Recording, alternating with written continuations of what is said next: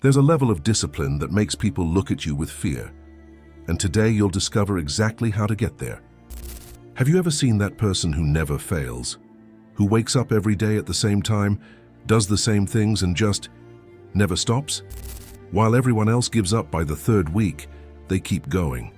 While everyone else makes excuses, they show up. And you know what people say about them? Man, that's not normal. There's an ancient system created by Zen monks in Japan that produces exactly this kind of frightening consistency. They call it Gyoji, the practice that perpetuates itself. And once you understand how it works, you'll never break a goal again.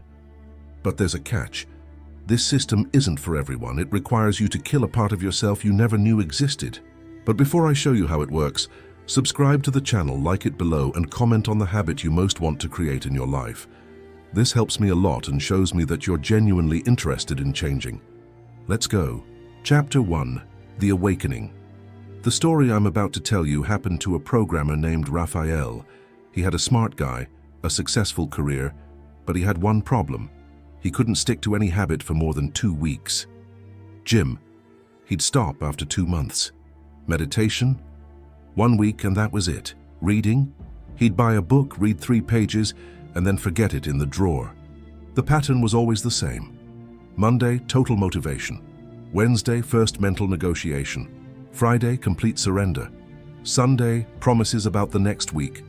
Raphael tried everything. Habit tracking apps, rewards, accountability partners.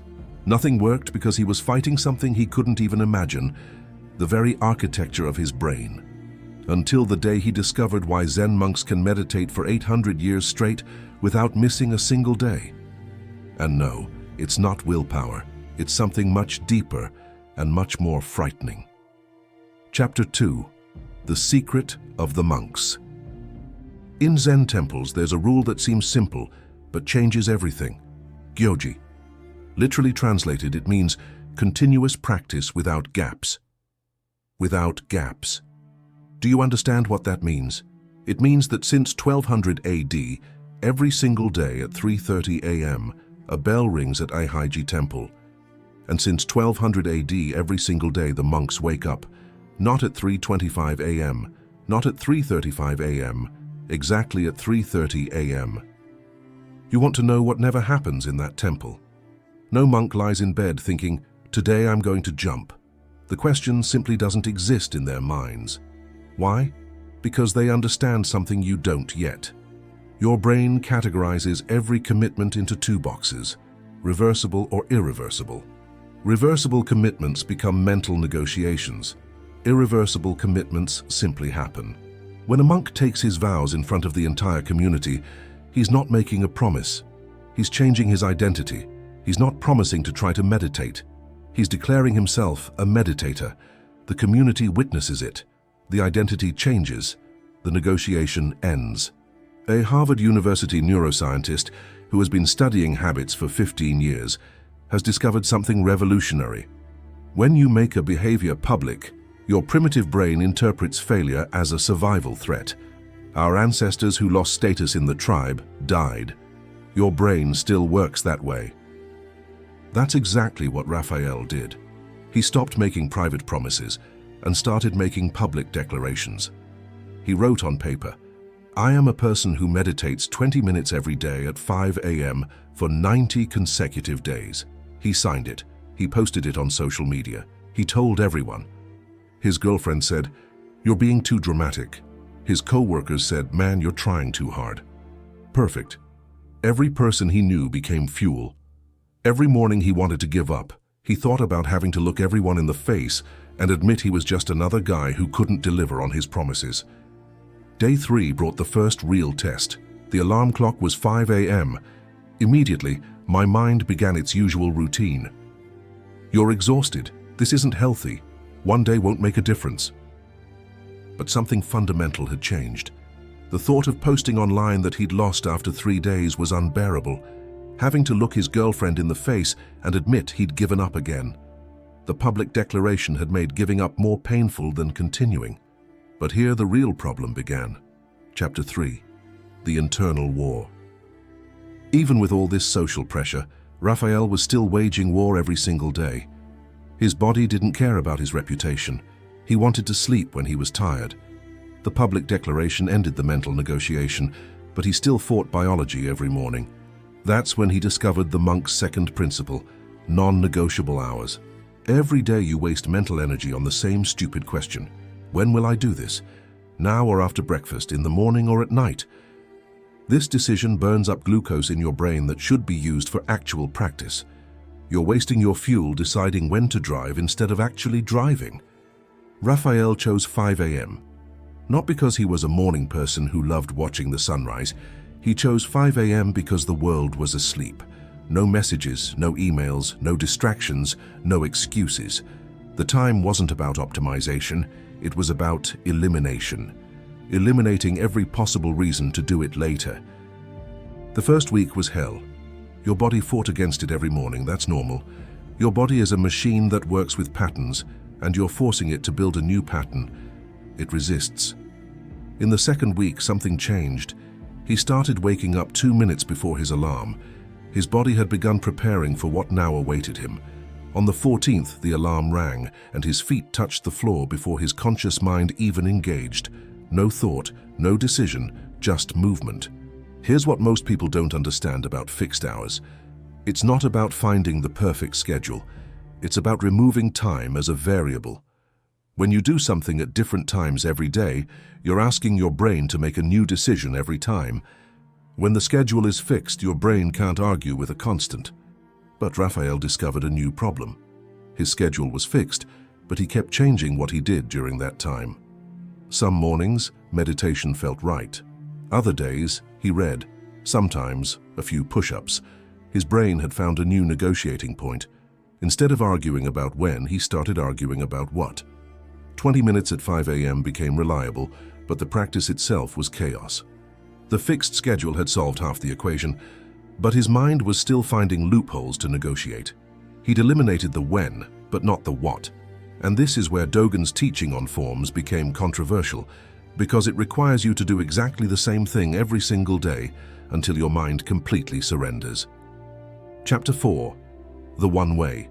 You think variety keeps things interesting, but variety is actually where consistency dies. Every time you change what you're doing, your brain has to make micro-decisions. Should I do push-ups or burpees today? Which book should I read? How long should I meditate? Every small decision is a crack where your old patterns leak back in. Raphael completely locked everything down. 20 push-ups, 10 minutes of meditation, 10 minutes of reading. Same order, same timer, same thing. His personal Ango period, 90 days of identical practice. His friends called him robotic. His girlfriend said he was getting annoying. They didn't understand that annoying was exactly the point. Third week, his mind went to war.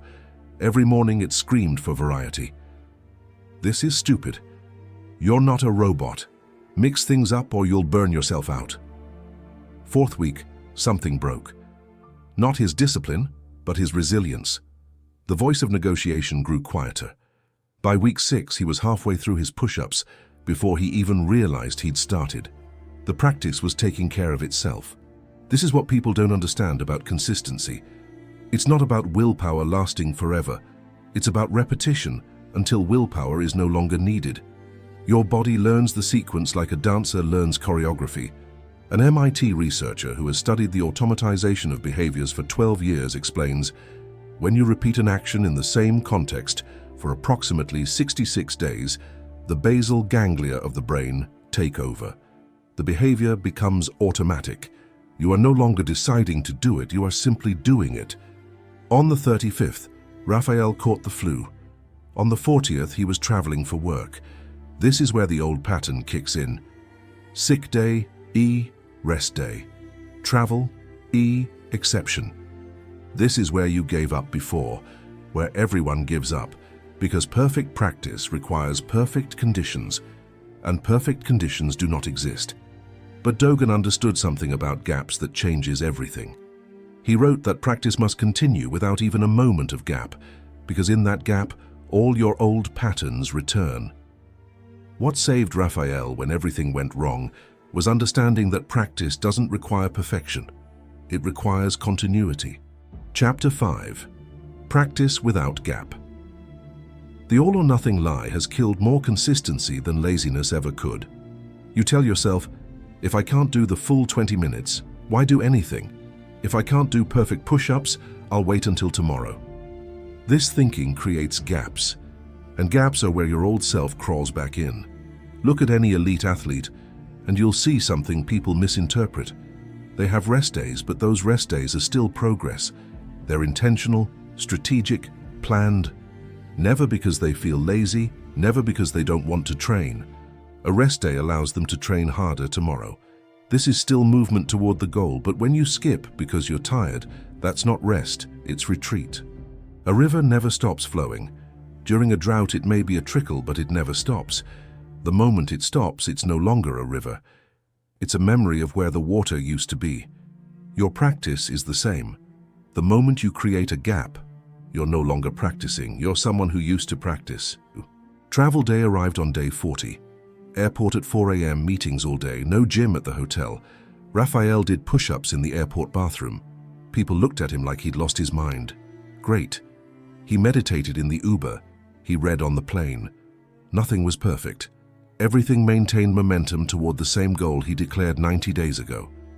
This is Gyoji, practice continuing itself.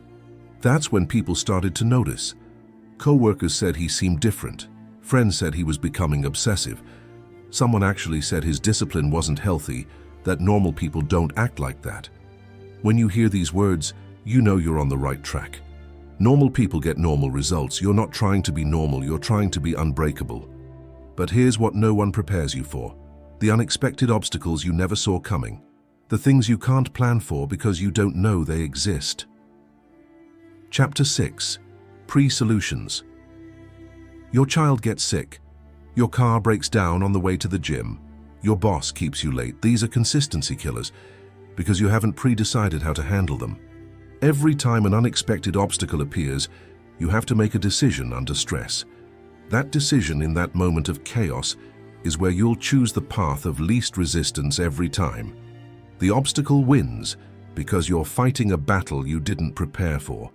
Zen monasteries have operated for centuries without missing a single day of practice. Earthquakes, wars, famines. The practice continues.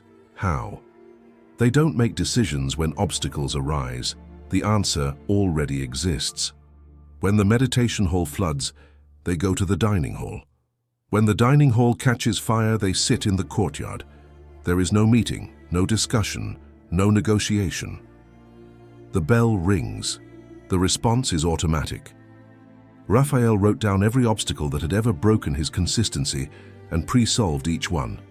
Plan for rain, push-ups in the garage, guests staying home, silent workout in the bathroom, hangover, which shouldn't happen, but if it does, 2 push-ups, 1 minute of meditation, 1 page of reading. Each scenario had its predetermined response. When X happens, I do Y. No thinking, no negotiating, just execution. The power of this isn't just maintaining the sequence, it's that you stop wasting mental energy on decisions. Your brain knows that no matter what happens tomorrow, the practice continues. This certainty changes your entire nervous system. A Yale University behavioral psychologist who has been studying decision-making for 20 years found, when you pre-decide your actions, you remove decision fatigue from the critical moment. Your prefrontal cortex, responsible for willpower, remains intact to execute rather than decide. Day 70. Raphael's practice had become completely automatic. He would sometimes wake up not even remembering doing the push-ups. His body simply moved through the sequence like a programmed machine. His girlfriend's mother visited for a week. He did push-ups in the bathroom at 5 a.m. The practice continued because the answers were already written. On the 90th, he completed his personal Ango, 3 months of uninterrupted practice. But something deeper had happened. He was no longer the same person. Friends literally told him, "Your consistency is scary." His response was perfect. Great. Chapter 7. The transformation. Because when your discipline makes others uncomfortable, you're finally operating at the right level. Your existence proves that everything they say is impossible is actually just uncomfortable. That's why they'll call you obsessive. That's why they'll say you need balance. They need you to slow down so they can feel better about standing still. But you're not doing it for them. You're doing it because you've discovered the secret. Consistency isn't about doing something every day. It's about becoming someone who can't do it any other way. When you implement the Youve system, public declaration, fixed schedule, a seamless practice method, and pre-resolved answers, you're not just creating habits, you're reshaping your identity. You stop being someone who tries and become someone who simply is. And when that happens, when that transformation is complete, people will look at you and think, how does he do that? And the answer will be simple. He doesn't.